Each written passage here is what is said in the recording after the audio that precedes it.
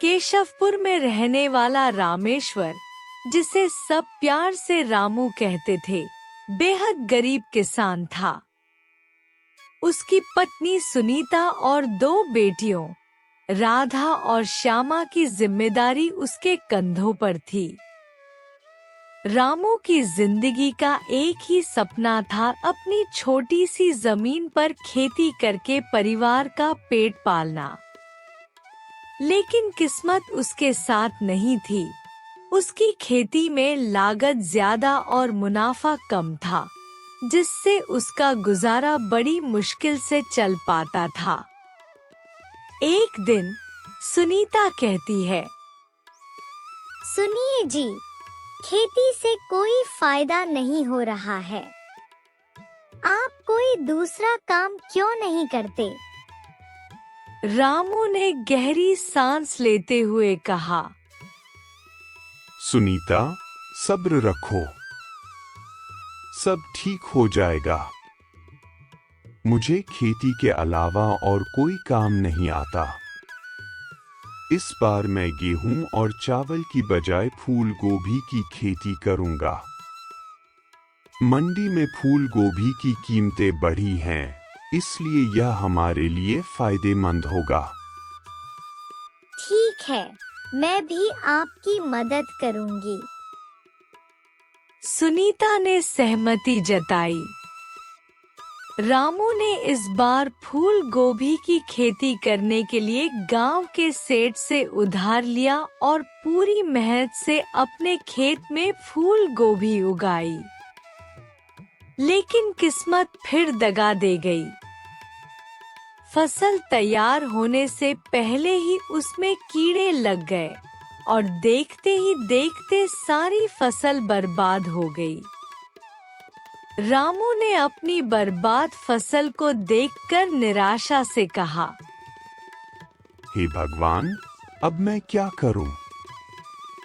मैंने इस फसल के लिए इतना कर्जा लिया था, उसे कैसे चुकाऊंगा?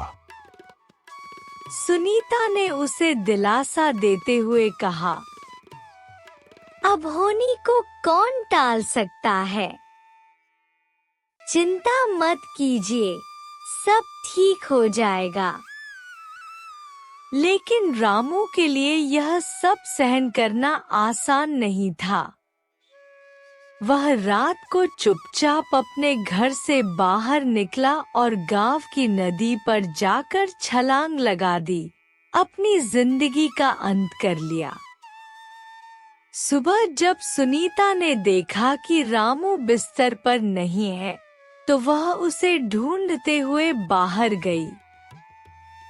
गांव का एक लड़का गुलाब दौड़ते हुए आया और बताया कि रामू की लाश नदी किनारे मिली है।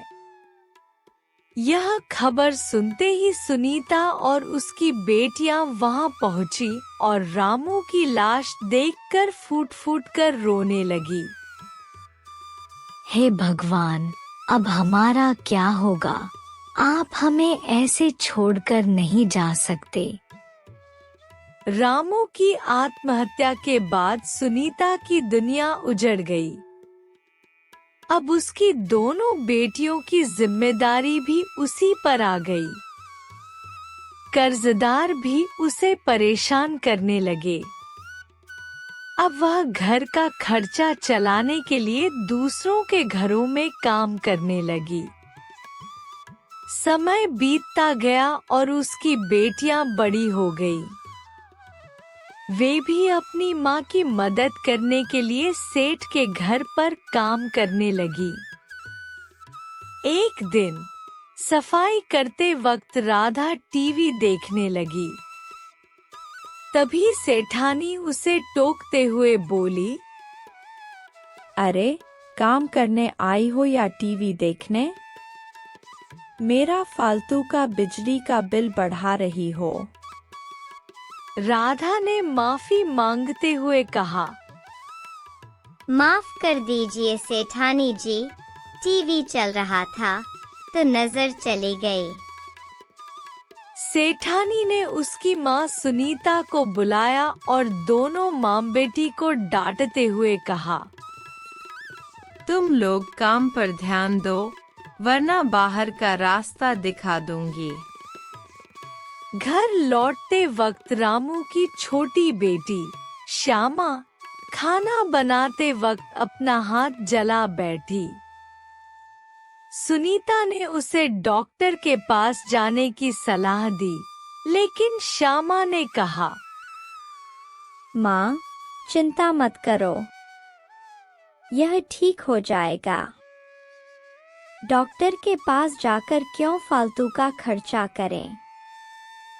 सुनीता ने गहरी सांस ली और कहा, हे भगवान, ये कैसी जिंदगी हो गई है। एक पैसा खर्च करने से पहले भी सोचना पड़ता है।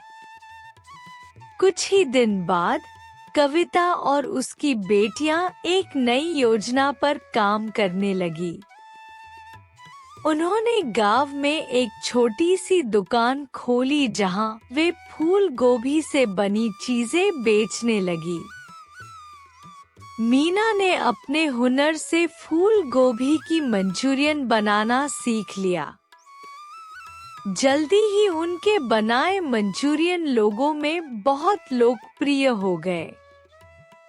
धीरे धीरे सुनीता और उसकी बेटियों की मेहनत रंग लाई।